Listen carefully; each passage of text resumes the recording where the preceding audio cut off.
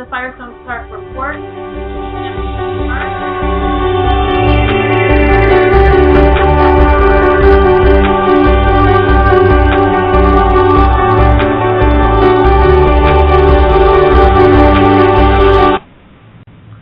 So, well, lots of music, Bruce. Music for the year.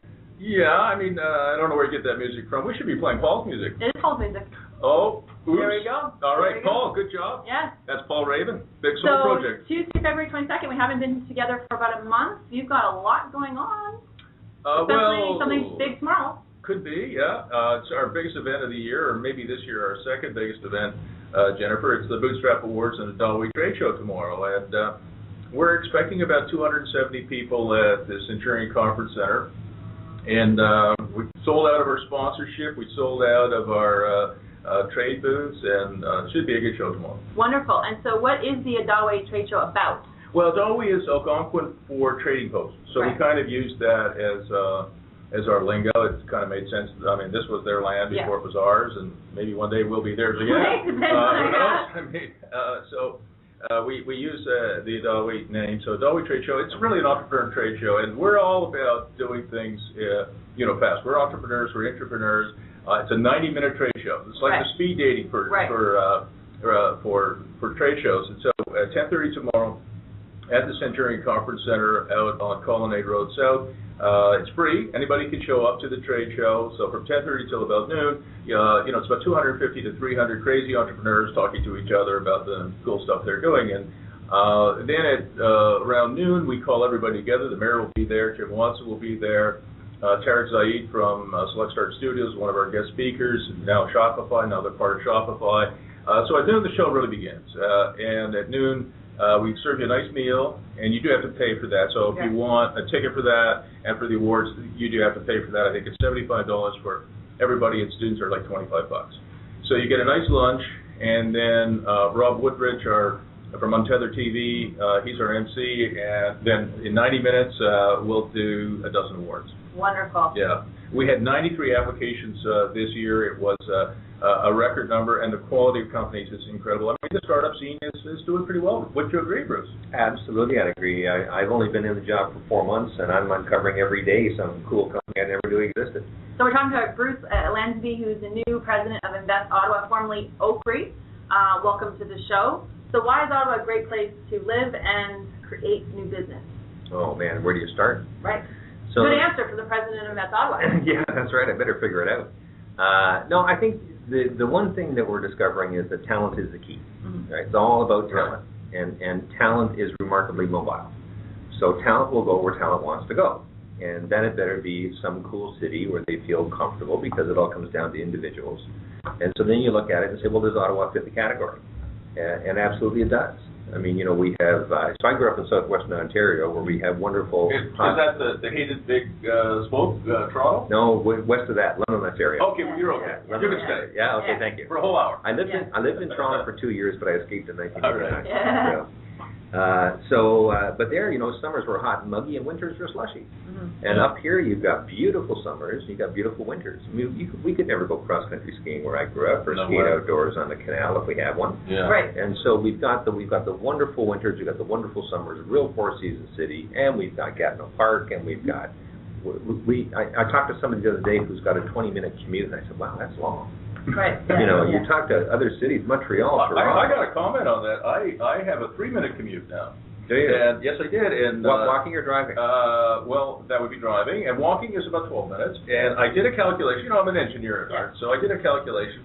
If I were to drive from my little condo on Ambleside Drive, not far from here, near the river, to this little business incubator, if I were to drive 8 months of the year and walk 4 months of the year, which is what I do, and it's about 1,100 meters each way, I could fill up my tank, and I would use 1 tank of gasoline in my Saab 9.5 every 1.46 years. Oh my gosh! Yeah. So that's cool. Yeah, it is kind of cool. Yeah. There you go. Well, and here we are. I mean, my office is a fair distance from your office. It took me 12 minutes to get here. 12 minutes. Oh my God. I know, it was terrible. Yeah. And I had 3 red lights. So it's a small community. It's a tight community. Bruce, you know what it's like when we go to events. You see, you don't have people in the room. Yeah. Right? You see the same people over and over again. You get but that's also an issue, Bruce, because one of the things I've been pushing through Exploring, and I know you're going to push hard at Invest Ottawa, is getting the next generation to those events. Like, that's so important because, I'm 60 now, you maybe have turned 40, and Jennifer's not yet 40. So I'm 43. Oh, okay, there you go. Thank you. No, I'll take it. All right, there you go. But, it's the next generation. It's the 20-year-olds and the 25-year-olds and the 30, 35s. I want to see more from them. Well, you know what, though? I was at an Oaktree event before your time, and I appreciated Oaktree for what they did, but it was still a club. Oh, yeah. It was really. I walked in there and the club, and I'll be honest, I call it like I see it. I was there for creative leadership. I didn't notice that, Jennifer. Well, you're in the club, though. That's why. But for people who are trying to either learn an entrepreneurship skill or be something or expand, it was difficult. So that's why I'm on Bruce too about Bruce Firestone about trying to get everyone involved, because I think everyone's an entrepreneur somehow. Yeah. And that spirit can be taught and can be learned, and especially the young kids who are looking for jobs, make a job. Yeah. Well, I'm not necessarily of the opinion that everybody wants to be an entrepreneur or should be an entrepreneur, but there's lots of them out there. So, and I agree with you entirely. When I took over at Oaktree, one of the things that I understood was that we own the 35 and over crowd. Right. Absolutely. I was giving a presentation to 100 CFO people at one of our Dollars and Cents events, 7 o'clock in the morning at the Brook Street Hotel in the West End. All right? 100 people in the room. I said, hands up, everybody who's under 35. How many hands? Zero, probably. Zero. Not really. Well, 7 o'clock, that's why. 7 o'clock. No way. Entrepreneurs are up early. They're just not at the event. Not the young ones. Not the young ones. Honestly, no. Yeah, the young I ones. agree. Yeah, the young ones are getting out of bed about the time that our thing ends, but they're up until 3 o'clock in the morning. Yeah, sure. I got a better chance to get them at midnight than I do getting them at 7 o'clock in the morning. Yeah, I'm often up at 3 o'clock writing stuff, and but I have already been to bed. I'm just an early riser. Right. They're still working. That's right. right. Yeah. Exactly. So we do want to. So part of our mission now is to focus on that 20 to 35 demographic. That's correct. And not the white demographic in 20 to 35 necessarily, right? There's lots of other colors out there that are fantastically entrepreneurial. Absolutely. And so we really want to reach out to that, and specifically targeting the university kids. There's, as I said in my speech yesterday, there's 4,600 undergrad engineers at University of Carleton alone. That's graduating. That's amazing. It's amazing. Yeah. And there's 113,000 post-secondary students here in town. Yeah. Right. And so, if you think about Richard Florida's diversity index, which is I think where you were going earlier. Exactly right. Like Ottawa scores not bad. We're not all our arts scene is kind of it is what it is. I mean, we have major institutions here, the National Art Gallery, obviously the NAC and others, but our art scene is not quite where it might be and where it probably should be, but in terms of diversity, we're certainly a long way ahead of where we were 20 years ago. So I think that forms a part of, kind of the direction that you were hinting at, that it's not a bad place to be, to grow, to raise a business and a family. Yeah. When I was, I'm a second generation Canadian on my mom's side. Okay. I'm first generation Canadian on my mom's side. All my aunts, uncles, all started businesses. Yeah. And today they're very wealthy people. Right. No education. My uncle had a grade 8 education. My aunt maybe had a high school education. We tailors and went in body shops. They were well-known kids. All the kids went to the Gov. Right. And something happened. Yeah. Like that safety net, again, we're Greeks, and then a training culture to do it safe, Yeah. But again, I would love to revive that, back to they had so much. Well, you are an entrepreneur now. Well, yes and no, but not like my aunt and uncle were, or my other aunt and uncle. Yeah. But entrepreneurship, as you know, Jennifer, runs in families. It absolutely does. Who knows whether it's a genetic or environmental component? No one really knows that, but it tends to run in families. So if your mom, or your dad, your grandfather, were entrepreneurs, the tendency is for you to be one. I think it has a relationship with money. It's how you see money and risk, how you're taught to see money and risk. Yeah. And if you grow up where everyone has a job and a pension and set hours, that's the safety net that people want to go to. Yeah. But I couldn't go back. Personally, now that I work for myself, I couldn't go back. Well, we always call the entrepreneurship journey a one-way journey. You're crossing the you're crossing the river. You're crossing the river Styx, which is the river of death. Bring a coin. Two of them. And you just can't go back. And I won't mention any names. Tarek, Zaid.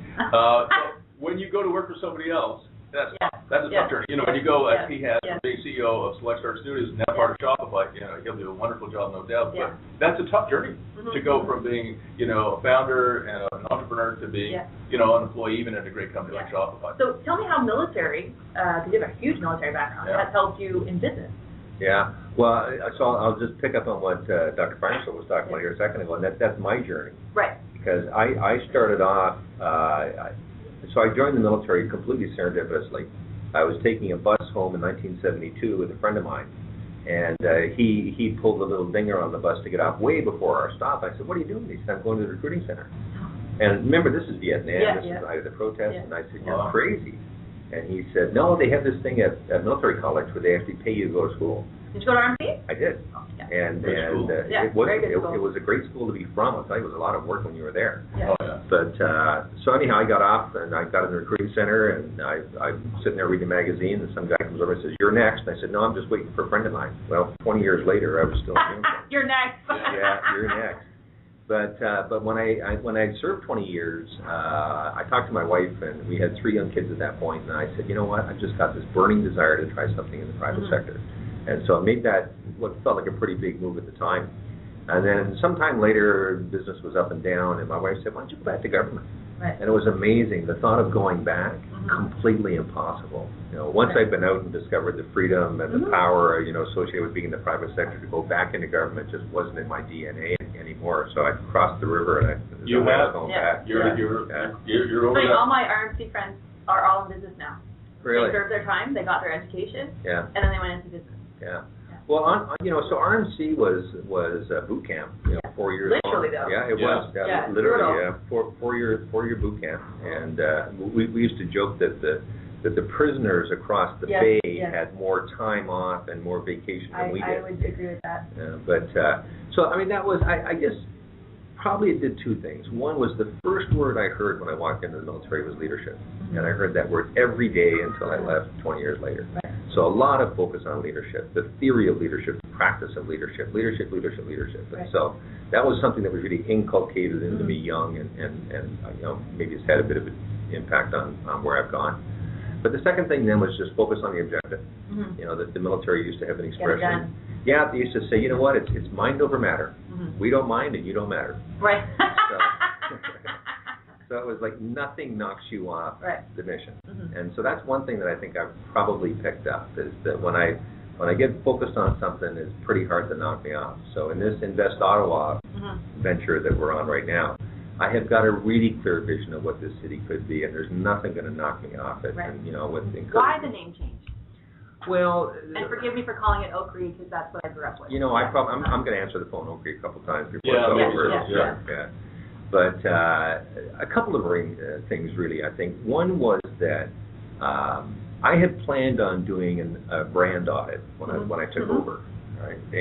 But I knew that I was going to be the president a couple of weeks before it was announced. So I had a chance to walk around town as the secret shopper. Right. So I was going around talking to people, saying, "Tell me about Oak Creek, tell me about Oak Creek." And, you know, the 35 and over crowd was very generous, but the 20 to 35 crowd, well, either they didn't know, or they were very upset.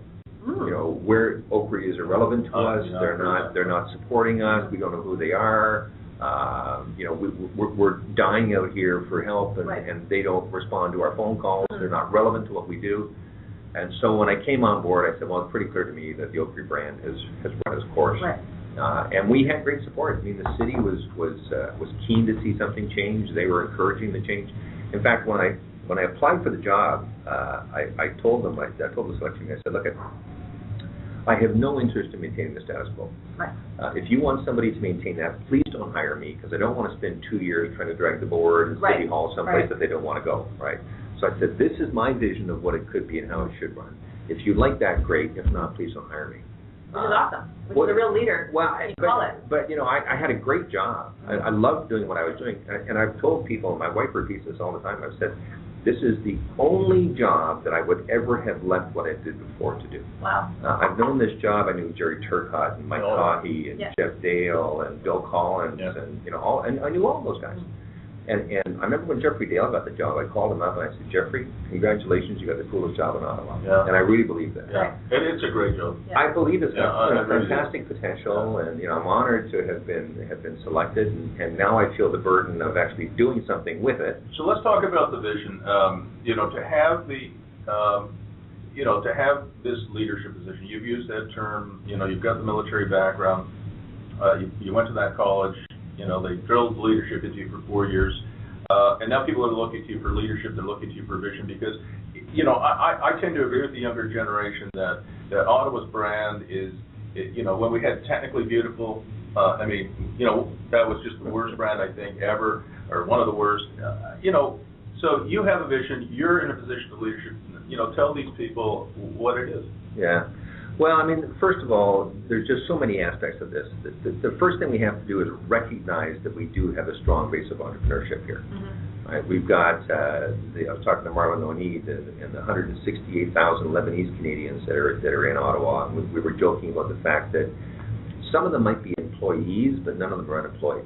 Right. The vast majority of them are employed. Yeah, it's the culture they bring forward. Yeah. And so when I look at entrepreneurship, in my previous work, when I was chair with the executive committee, we did a lot of analysis on the brain, right? How does the brain work? How does the brain process? And I believe in this idea of an entrepreneurial brain. Mm-hmm. And to some extent, you're born with it, mm-hmm. right? And so what that does is that informs all of your decisions. Right. And that risk-taking part of the brain is something that some people have more. And let's be honest, we talk about entrepreneurship versus non-entrepreneurship. It's not like it's a switch. Right. Right. You've got some massively risk-taking people. You got people like Dr. Firestone here who've done some amazingly risky things. Just when you got a lot of money in the bank, you roll the dice and put it all on the table. Talk to my wife about that. Well, and Rod Bryden is another one. Oh, yeah. Rod doesn't play if he doesn't play big, right? So that's better go home. Yeah, absolutely. And that's like one end of the scale. Then you got other people who would never make a decision in their lives. But in the middle, we've got lots and lots of these people. Mm-hmm. So one of the things I looked at was who built the last great technology companies here in town? It was Mike Potter, Mike Copeland, and George Schwartz, Terry, all those kinds of guys. Guess what they have in common? They weren't born here. Oh, so I look at that and I say, so is that a coincidence? Yeah. Is that a coincidence, right? So I'm. Isn't that interesting? Yeah. I mean, if I'm jumping ahead here, and if I am, forgive me, Bruce, but I think what you're saying then is that Invest Ottawa might want to attract some entrepreneurs to come and live here. Is that what you're saying? I'm talking to people who weren't born here.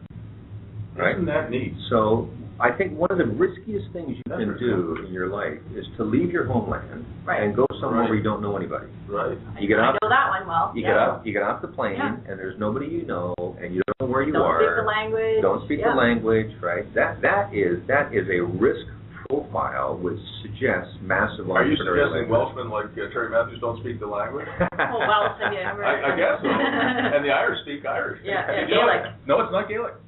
No, the Scots speak Gaelic, and the Irish say, no, we don't speak Gaelic. Really? They speak Irish. Oh, I know that for a fact. I did not know that. I just learned that from my friend Mike Ruick. But part of it is they have no choice to go back. Like part of it is they have burn to the make bridges, it work. right? They burn, it's like the... They have to go. They have to make those it guys work. have their mutiny on the Bounty, didn't they? Right. You're on the ship, you're there. Yeah. That's really good for us. I like it. So I think, the rebranding to Invest Ottawa kind of leads me in that direction. Now, is that where you're going? Well, the whole idea of, what are you going to invest in? Right. Well, we're going to invest in a lot of things. But what we're going to start investing in is people, right? And we're going to start investing in young people, right? So let's have a look at this, and let's say if we were to make the assumption that the risky brain drives you to come here, then the first people I want to talk to are people who weren't born here. Right. So awesome. So if you weren't born here, you're on my radar screen. And so let's connect with you. And in fact, Bruce, I've been doing this. You'll get a kick out of this. Since I kind of formed this hypothesis some time ago, I've added a corollary, and that is that entrepreneurs made money when they were young. So how old were you when you first started making money? I was 28. Okay. Before that, you ever sell pop cans or? Oh, I was a big-time entrepreneur at 7. Okay, there you go. Oh, yeah. So guess what? When I talk to CEOs of successful companies, more often than not, they were not born in Ottawa, and more often than not, they were making money before they were 11. Isn't that interesting? Oh, that's so cool. And I'm saying it's like 90%. I had one guy I was talking to, he was from Tehran. I said, check. And then I said, when did you first start making money? He said, 22. And I went, oh, crap, you're blowing my numbers. And he said, nobody's ever asked you that before, Lazenby. And he said to me, he said, you know, he said, no. He said, I wanted to make money earlier, but I lived in Tehran because the economy was so bad. Only fathers. And by the way, work. he made $1 million at 22. Not eliminating that. Yeah, so we've got Blair who's been patiently waiting. She's got a question about the future economy, which actually Bruce and I were talking about on the break, about the downsizing of the government and what could be happening to Ottawa. So Blair, welcome to the Firestone Report. You're on the air. Thank you very much, and great conversation so far. I've been listening. Quick question for Bruce. Bruce, just picking up maybe about 5-10 minutes ago about talent in Ottawa. Being the new lead of the Head Economic Development Agency for Ottawa, if you had a crystal ball, where would you see this going in terms of talent? You talk about entrepreneurs and attracting people from other countries over here, but what about the talent pool we have here? What about what's going on here? What about that synergy that's happening? You talk a lot. I was at your launch. You talk a lot about innovation, collaboration, and moving at the speed of companies. You talked, there was a mention yesterday, I believe, by the mayor that there might be some downsizing in Ottawa from the government. And what's your vision for that? Do you have a plan that you're looking at to take that into the future and make sure the health of our economy is still healthy? Great question. Yeah, no, that's a great question. So, you touched on a number of different things. So let's talk about the government downsizing, which has been looming for a long time. And as the show was launching here, we were talking about, I think the best thing to do that the government can do is kind of rip the Band-Aid off. Call it. Yeah, do it, make it happen. Yeah. And at the end of the day, I was talking to Minister Baird about this, and he said, we're making a $4 billion cut in the $280 billion budget. So it's not like the world's going to fall apart, and we're not going to see housing prices depressed like we see in some parts of the United States. But I think getting that behind us is going to be good. One of the things that I am trying to do is work with government creatively. So within the government, there's a community of workers called CSs, or computer scientists. They're basically IT guys. And the number of people in that group has grown from 6,000 to 18,000 over the last 12 years. And it should be at a time when it's going down. Right. Because 12 years ago, you needed a bunch of these guys running around repairing your computer because you got the blue screen of death because Microsoft 3.0 died on. But now that doesn't happen anymore. Right.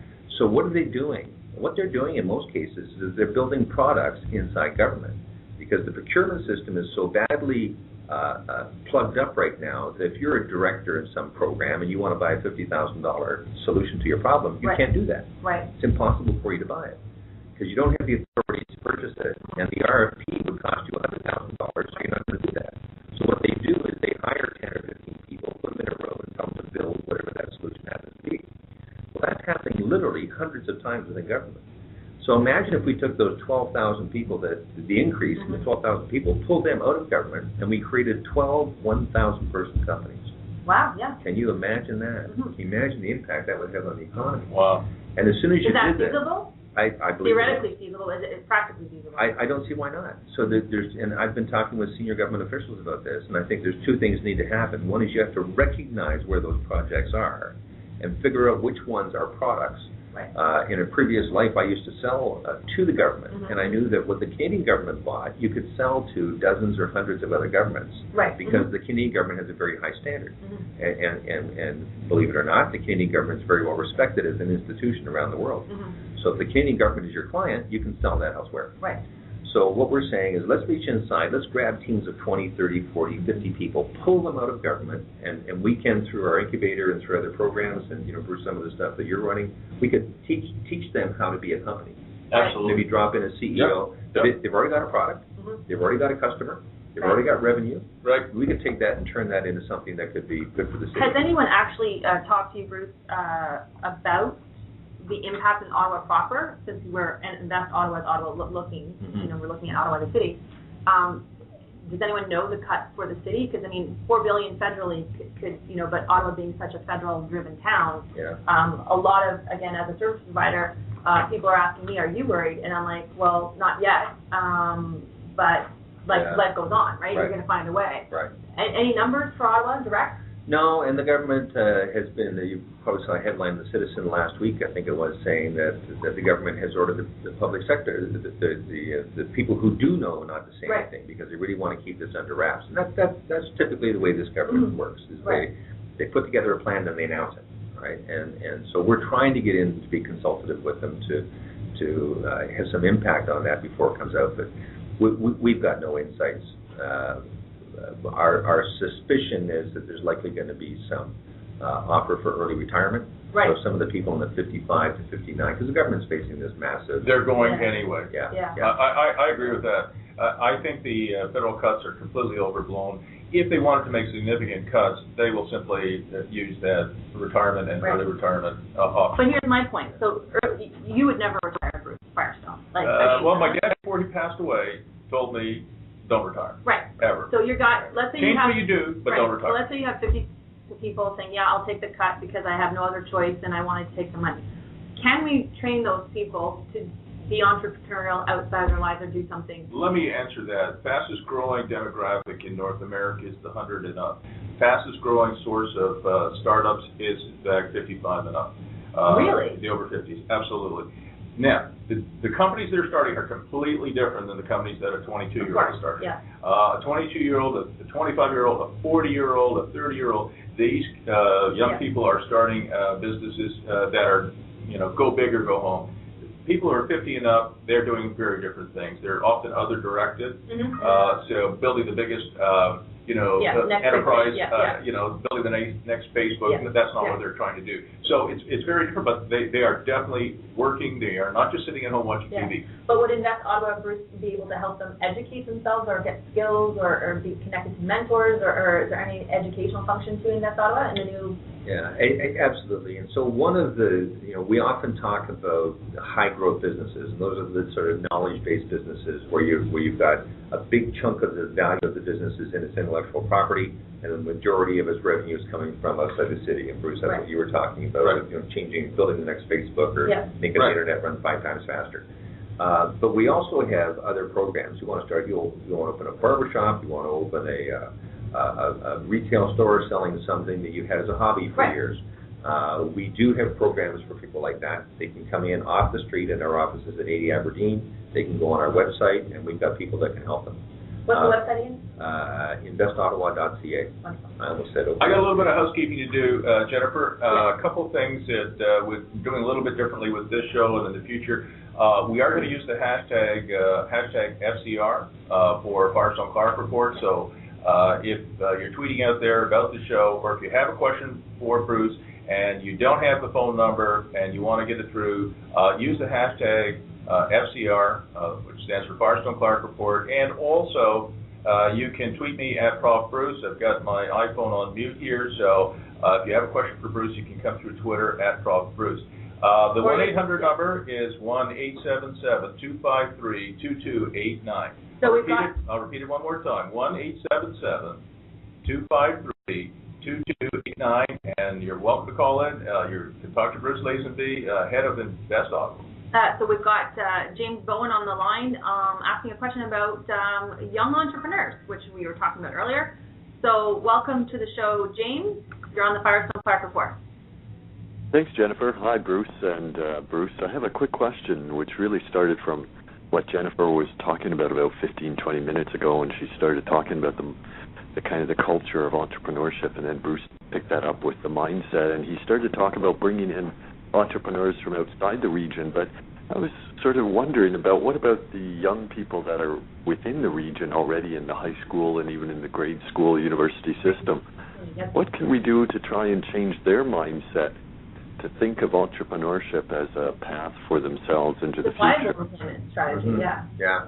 Well, there's a few question. things. Yeah, there's a few things there, James, and I know who you are, and I've read some of your work, and I know you study this, so I'm a big admirer. We're targeting a bunch of different things. So one of the things we did was we applied to the federal government for a program to help get the entrepreneurial spirit into K-12 through a STEM program, so science, technology, engineering, and math. And we're very pleased the federal government responded to our proposal, and we now have $1 million, Oh, good for you. which we're putting into that K-12 program to really get kids thinking about how they can get into that career. Part of that program is to expose them to local companies, and there are so many cool companies out there that the kids don't know exist. Like Shopify. If I knew Shopify, I'd be on Harley's butt and asking for a job. Absolutely, and so we're trying. You know Harley? Well, now I know Harley. I didn't know Harley before. Yeah, well, call him up. Yeah. Harley was great, actually. I just a quick little sidebar. I was on the second week of the job, and I was talking to some of my staff, and I said, "Who's our biggest critic?" And they said, "Harvey Finkelstein." I said, "Set up a meeting." That's so cool. And they said, "Don't go. He's just going to give you crap for 20 minutes." And I said, "That'll be it." So I go over and I see Harley, and he gives me crap for 20 minutes. Then he took me into Toby's office, and Toby gave me crap for another 20 minutes. Yeah. And then we talked about the future That's great. where we want to go. You know, John Chambers at Cisco in the early days of the internet, when everybody was doing, if you had a site that was, say, WalmartSucks.com, Right. You'd get sued, right, for trademark infringement. And then somebody, started, CiscoSucks.com, and Chambers, who's, a very clever, talented executive, said, well, wait a second, rather than sue them, why don't we actually use that as our forum for what's wrong with our company and what we can do to fix it? And so, of course, Chambers went on to create, an incredible company at Cisco to this day. It's an amazing story, and it's just a different way of looking at things. And I think, Bruce, you brought some of that to Invest Ottawa. Well, maybe I should see if LazenbySucks.ca is available.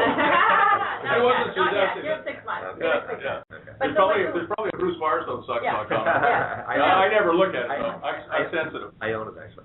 So when you go to the young entrepreneurs, the successful guys like Harley who are in the community, who've really hustled and made successes, what are you doing? So obviously you get the data, you get the content, and how are you making the change?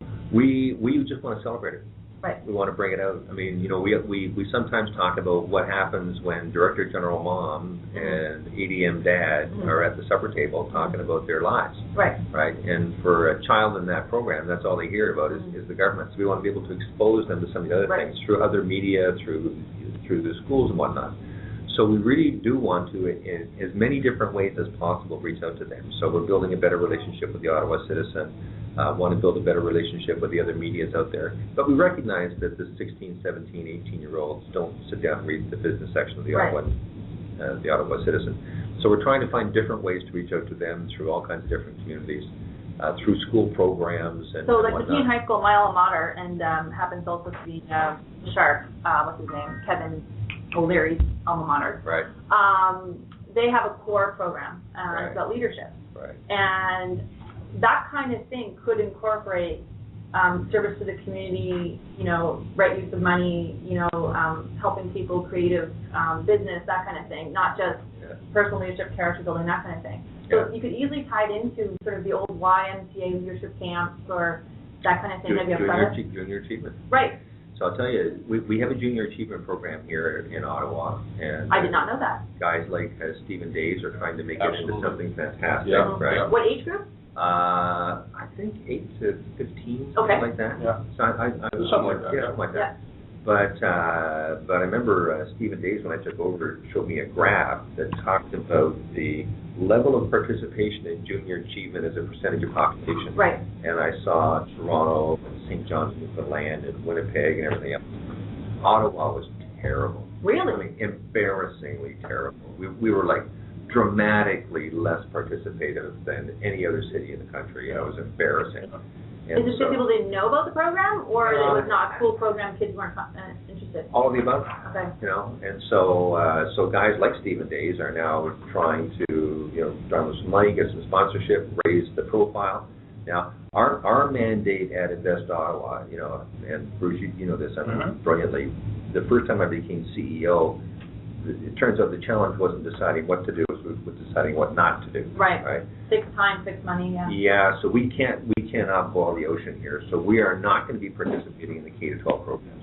Yeah. Right. We will encourage other people to do that. Right. We want to be talking to people when they're business ready. Right. Yeah. And we're going to be the lucky beneficiary of the good work of people. So my successor's successor is going to be happy that there was a JA program, right? But so we need to make that happen. We're not going to run it.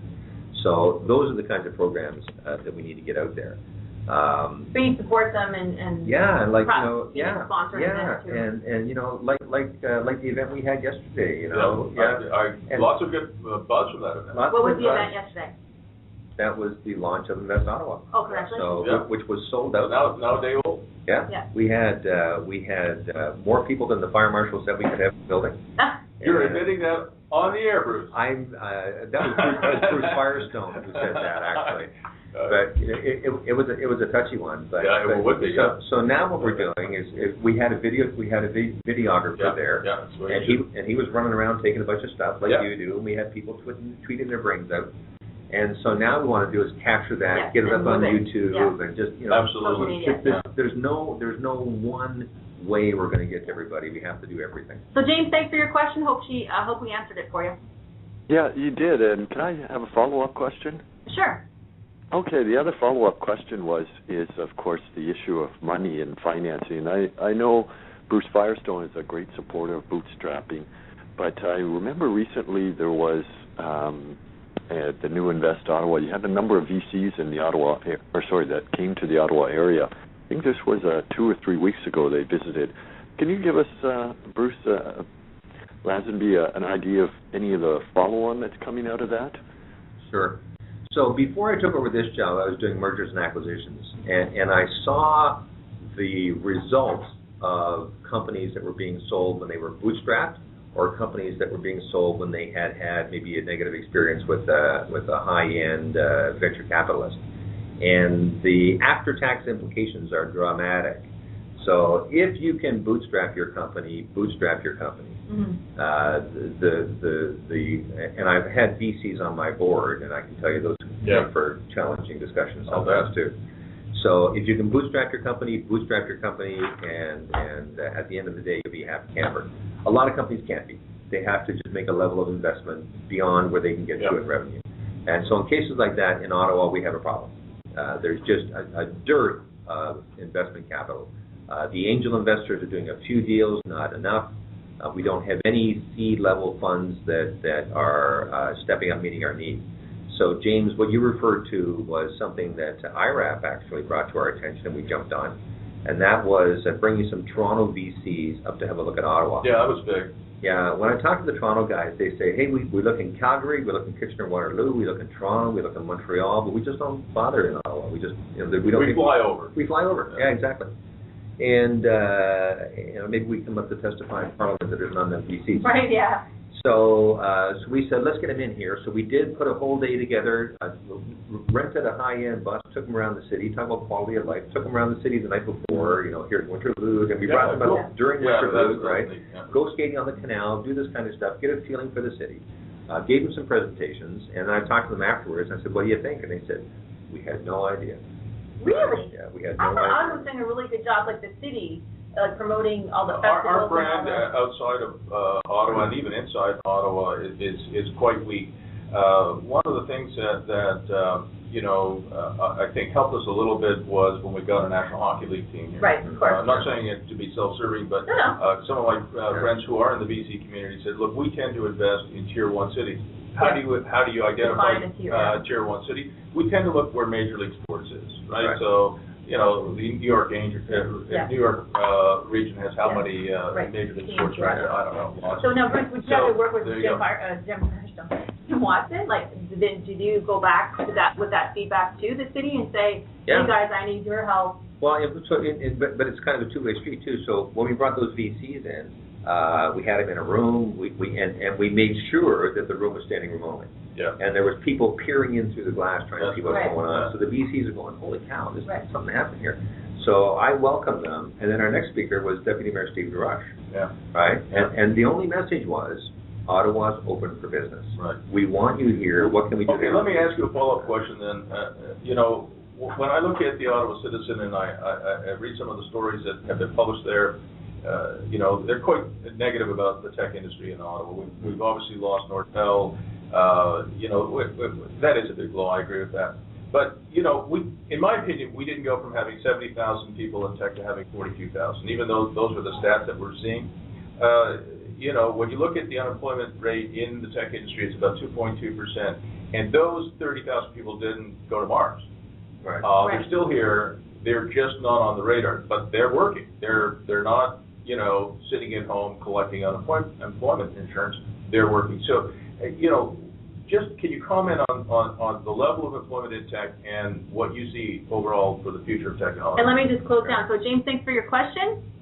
Oh, great. Thanks for Thank you taking so much it. for listening. Okay, bye. So, yes, go ahead, Bruce. Okay. So, I don't want to get into the statistics of how you count, but one of the things that happened back in real quick history you guys already know. 20 years ago, the world said, we need to connect better. And Ottawa said, hey, we know how to do switches and fibers and telephony. So, boom, the world came rushing to our door. We sold everything we had. And then the world said, thank you very much. We have enough dark fiber for the next 10 years. We're good. Now we need content. Ottawa went, ooh, we don't do content too good, right? So all of a sudden that thing crashed. But a lot of the jobs that were counted as high-tech were the guys working on the JDS uniphase assembly line. Right. Who were clicking chip A into part B. Right. Well, that could have been done in Mexico, in fact, now it is, or Taiwan, and now it is. So I would argue they were never really tech jobs anyway. They were manufacturing jobs. So I don't want to give the impression that somehow we lost half of the base. We didn't. All those people who were counted as tech, so we counted them as tech on the way up to make the numbers look good. Right. So it's only fair that we take them out on the way down, right? All right. But on a quid pro quo basis, if you look at the number of companies that we've got out there, it continues to grow. So in 1995, there was about 500 companies. Now there's almost 2,000. Wow. Right? That's a big change. Yeah, and if you read the Hoffman report, what it'll tell you is that virtually all, like 90% of job growth comes from new companies. When a company gets to be a certain size, what they try and do is shed jobs, right? GM, Ford, all those guys, they're trying to get rid of jobs. They're replacing workers at every opportunity. Right. Offshoring, robotics, better design. How do you take hours out of the construction of a car? So they're trying to get rid of jobs. When you talk to the young companies, they're trying to create jobs. Right. And then they get acquired, and the cycle starts all over again. Okay, so follow-up then to that, follow-up to the follow-up here, Bruce. Marsh Networks get sold for about $90 million, about 1 time's revenue. Not real good. But wait a second, they have about $40 or $50 million of cash on the balance sheet. So really, they got sold at a multiple of 1 or about half times revenue, which is horrible. Yeah. And one of the things that was responsible for that, I think, was the fact they were listed on the TSE. They didn't have a NASDAQ following. They didn't have a NASDAQ listing. And so if we're not getting the kind of valuations, we're seeing valuations in the valley, not half times revenue or even 1 times revenue, 2 times revenue, 17 times revenue. Crazy numbers. So for our young people here, how do we keep them in Ottawa when they say, well, gee, I could go down the road to Toronto, or I could go to Waterloo, or I could go to, the Valley, and I could do much better? Yeah. Well, it's a really good point, and solving that problem is above my pay grade, to be honest with you. Really, yeah. How we're going. So it starts with things like getting very key management positions. So you're familiar with the C100, the 100 most influential technology Canadians in Silicon Valley. Right. I was down there a couple of weeks ago. That's an amazing list. It is. Fantastic guys. Yeah. And to think that 8 months ago they didn't exist, and now they've formed up as a major entity, right? Yeah. And so I was down there a couple of weeks ago talking to them about Ottawa and how we're going to get places in Ottawa. And we're talking about kind of 3 levels of participation. One is how we can help make connections. The other is how we can make investments. And the third is how we can help with the executive program.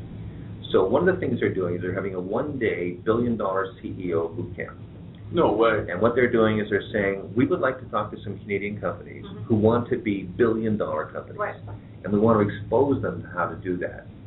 So I believe... That is cool. I believe Toby... No way. Toby's going to do it? Toby's going to go down. Just so you know, Toby is the founder, one of the founders of Shopify. Yeah. Luke Gate. Yeah, and when I was down there talking to them, they said, the event's sold out. And I said, look, it can't be sold out with one guy from Ottawa. Right. So I said, give me a second position for a second guy from Ottawa, and they agreed. So Paul Lukes from Halogen Software, quietly building a 350-person company out in the West End. How about Ross Video? I fought hard for 2 spots. Next time around when we do this, I had a chance. I'm going to do an article on David Ross from Ross Video. Great company. A great company. You watch the Grammys. You like the Academy Awards. lot of the stuff, a lot of the technology behind it. I can't remember the headcount. It's over 400 now.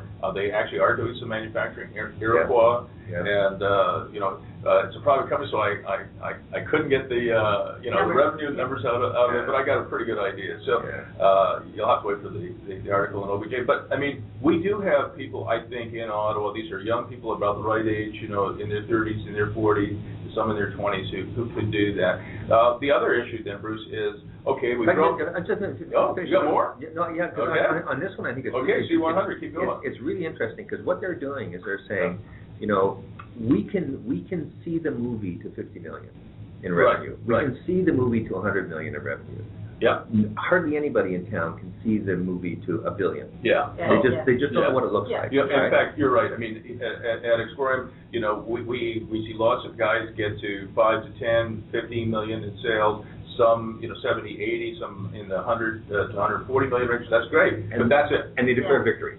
Absolutely. Right. This is fantastic. Beyond anything that was really expected. So what we're doing here is saying, how do we get Ottawa to think about the next $1 billion company? I don't know. So this one-day session, they're bringing guys in, and they're going to stand them up in front of the CEO of Google and the CEO of Cisco. Oh, that's so cool. Private meetings held on the Google campus, right?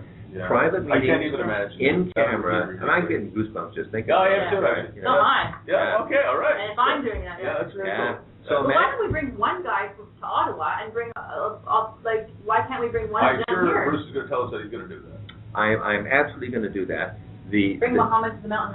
The challenge, the challenge is if you're going to have a real in-camera session, it's got to be in camera. Yeah, I get it. Right. Yeah. It's got to be I mean, when Bill Gates was here some time ago and we filled the National Arts Center, that was great. Yeah. But Bill's not going to tell you anything secret in a meeting. No, I went to that show.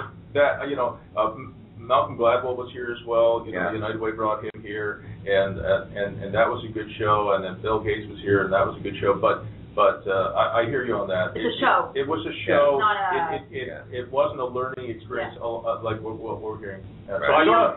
So I think it might be better, Jennifer, if we had Larry Page from Google, for example, here in Ottawa, and we had a series of rolling interviews with them in camera here in Ottawa. Right. That would work better. Because it doesn't make sense like you said, if Mohammed won't go to the mountain, whatever. You know what I'm saying. I know CO Space. Have you guys ever heard of CO Space? No. Some of the best in the States. Yeah, they do that. They do that. Yeah, there you go. So a new idea for Invest Ottawa. Another issue, though, is when we do get companies to the billion-dollar level, we did that with Newbridge, we did that with Cognos. Yeah. We don't own them anymore. Right. Newbridge is now owned by Alcatel. Right. Cognos by IBM. Yeah. So now you're getting into so when Paul Martin was Prime Minister designate, he had a few people over and we were talking one thing or another, and he was saying, how do we grow bigger businesses? How do we do this and this and this? And after about a 15-minute conversation, we said, you know what, Prime Minister, it's real simple. We just got to change the Canadian culture. Wow. Yeah. Really easy. Really easy to do. Really easy to do, right? Yeah. And that reflects in our banking system. Mm-hmm. I mean, the fact that we didn't have a bank failure or even a bank bailout in 2008 probably wasn't good news. Because what it means is that our banks are being too conservative. And if you're being too conservative in bad times, you survive. But if you're being too conservative in good times, you're not taking the risk necessary.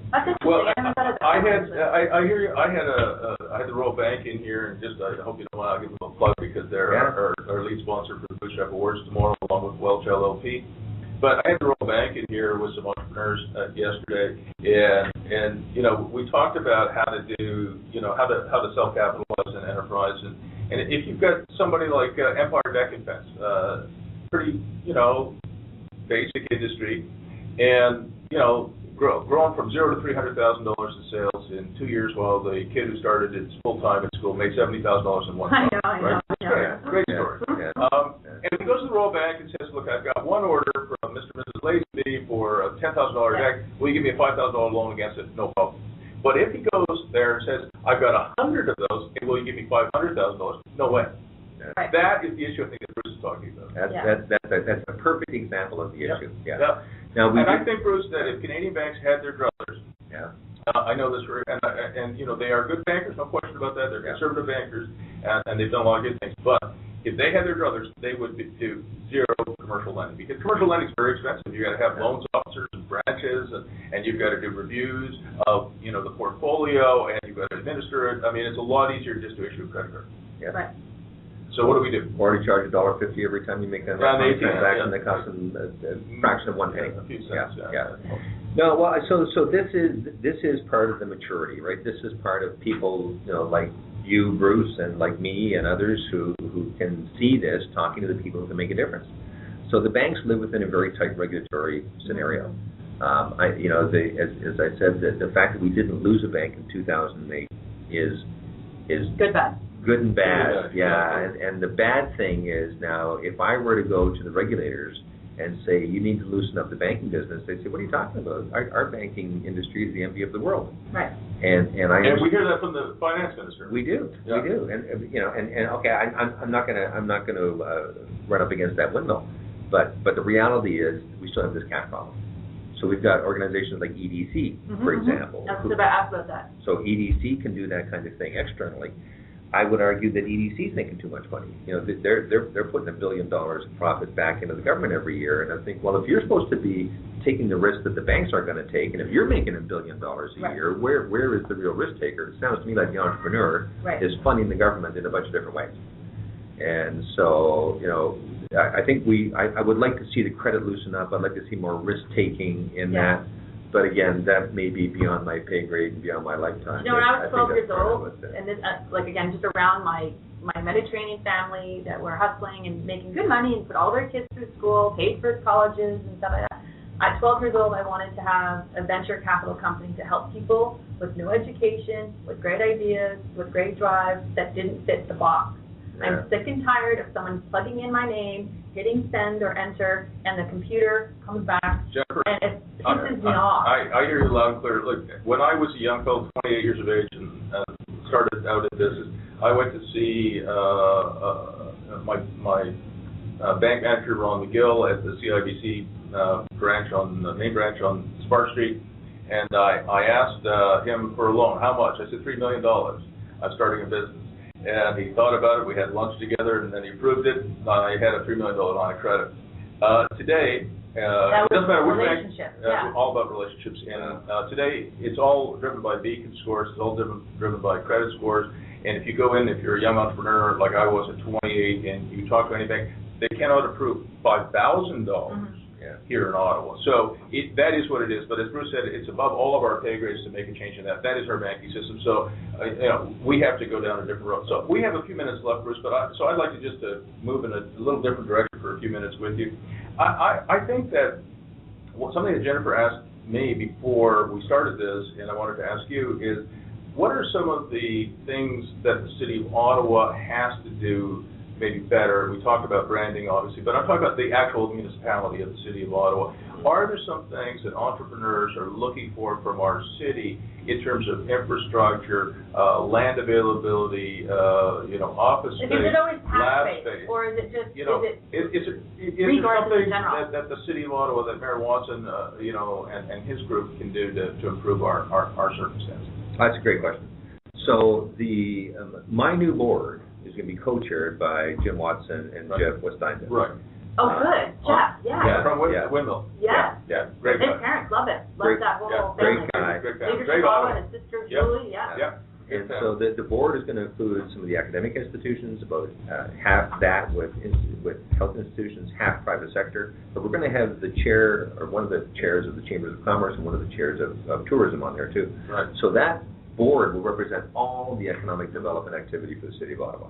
So I have always said, Bruce, that there are 5 engines in Ottawa. There's tech, obviously government, there's education, there's construction, and there's health. Is there something else that should be added to that? That's a pretty comprehensive. Yeah, I think so. You've got most, and tourism, I guess, is number 6. So you've got pretty much all of those on your board. Exactly. So the idea would be, if at the board level we say, you know what, there's something we need to tackle here in this city, we can do it at the board level. Now, I'm not going to be executing on all of that. If somebody says we need a CFL team here, and that's important to the city, then we can maybe strike a subcommittee. Jeff Hunt's going to do that. Yeah. But if that board says we want this to happen, now you got presidents of universities, you got a lot of power there. Right? So one of the things I hear a lot of is estate guy, is how long it takes to get a project approved in Ottawa. So if I came to you and said, look, my name's Larry Page, how are you? I run Google, I'd like to put a server farm in Ottawa, I need 1 million square feet, have you got a few sites for me?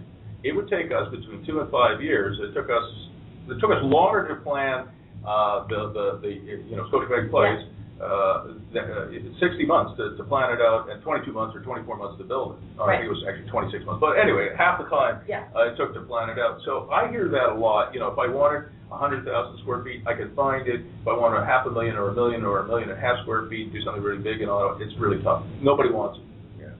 I think some of my job is to lead, and some of my job is to be responsive. Yeah. I think I have heard those complaints. Yeah. I think if those complaints come to the board level, they'd be discussed. Well, for example, we couldn't get a 4-lane road to Newbridge back in the day when Newbridge was in Canada North in a business park, and it was a 2-lane road. It might as well have been a farm road, a farm road, and in fact it was. And I won't mention any names, but I went to the chair of the region at the time, the regional municipality of Ottawa, Carleton, and said, look, we've got 3,500 jobs up there in Canada, which is a big number for Ottawa, and we've got a 2-lane road, and it's just not working. And the answer I got was, well, my political base is mostly in the East End, so too bad. Yeah. That's not going to work in the 21st century. I mean, if I went to Austin, Texas, I went to San Antonio, I went to some of our competitors, similar sized cities as Ottawa, and I said, look, I can put 3,500 jobs in here, but I just need 1,000 or 2,000 meters of road. Would you do it for me? Yeah. No, I'm completely with you on that, and I hear that a lot. I think when Jim Watson was running for the campaign, I had supper with him and a bunch of other guys one night. But I was not a campaign supporter. I'm completely apolitical. Right. Let me put that out there. So, although I'm a Jim Watson fan, I'll admit it. Well, I'm becoming one, to be honest with you. That's good, Bruce. And he talked about when he was a provincial minister how one of his departments was responsible for permitting, and it took him like 18 months to put a permit out. Right. And he said, "I want you to do it in 2 weeks." And they said, "Minister, it's impossible. It's impossible." Not when the minister says it. And he held to his guns, and they did it. Yeah. And maybe there's another opportunity to do that. Yeah, I think that would be great. But we have friends at a small level can't get. Yeah, it's very difficult. We're going to run out of time. I wanted to ask you about the Oaktree Gala. It's not for this year. Yeah. It's something that I always personally enjoyed, and this is really me talking on a personal level. Are there going to be Invest Ottawa events? Can you tell us what they're going to be? I will tell you this, that I firmly believe that when we talk about promoting entrepreneurship, when we talk about promoting knowledge-based businesses, part of that is celebration. Sure. We can celebrate that in a number of different ways. Right. Mm-hmm. Do I think it's important to get together for a black tie event and celebrate it with 2,000 or 3,000 people in the room? Yes. And so do I think that I'd like to move towards that? Yes. Is it going to happen in the next 6 weeks? No. Yeah. But I believe that that's important, and we need to celebrate our successes, and I think that's one way to do it. But as long as you keep the doors open. I gotta come back to me on the spring saying, guys, you know what? It is an old boys club, and the families all know each other, and I grew up here. I know all the families, and it can't be that way. No, I agree with that. We have to find a new way to do it. And I think that's what Bruce is going to do. Yeah, so I'm just saying as long as it's an open door policy, not. I'll give you a quick little example. We had the Festival of Seasons, right? Yeah. It was like $50 a plate or something like whatever. That. And I said, jack the price up by $10 a plate and invite 50 students who come for free. Yeah. Right. That's just to build the mix, and that's what those students go back and they say, hey, you won't believe who I met. And so at Scotiabank Place, the engine of that place is all in the 300 levels. Those are the kids who are. Just they bring the energy, man. I have one more thing to ask you because we're going to run out of time here. Canada 2017. Canada turns 150. What are we doing to celebrate? Yeah, everything. If we don't turn that into a massive party, we blew it. We blew it, and we will turn this. I mean, I think I'm not on it, but I think the mayor's already established a committee. Yeah. Like, 5-6 years in advance. So. Well, it would take that long though. Oh yeah. I mean, Expo 67 for those old enough to have been there, incredible experience. And Canada doesn't turn 150 very often. In fact, it takes 150 years to get there. Yeah.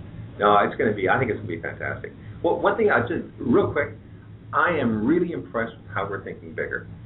Rink of Dreams never would have happened a few years ago. The LRT, My sister-in-law's doing that. all of a sudden we have an LRT, we have a tunnel. How the hell did that happen? After 20 years of debate, right? Yeah. So things are starting to happen. I think, like you said, change the way people see it. We're thinking bigger. And change our own mental stance. That's what Bruce is saying. Yeah.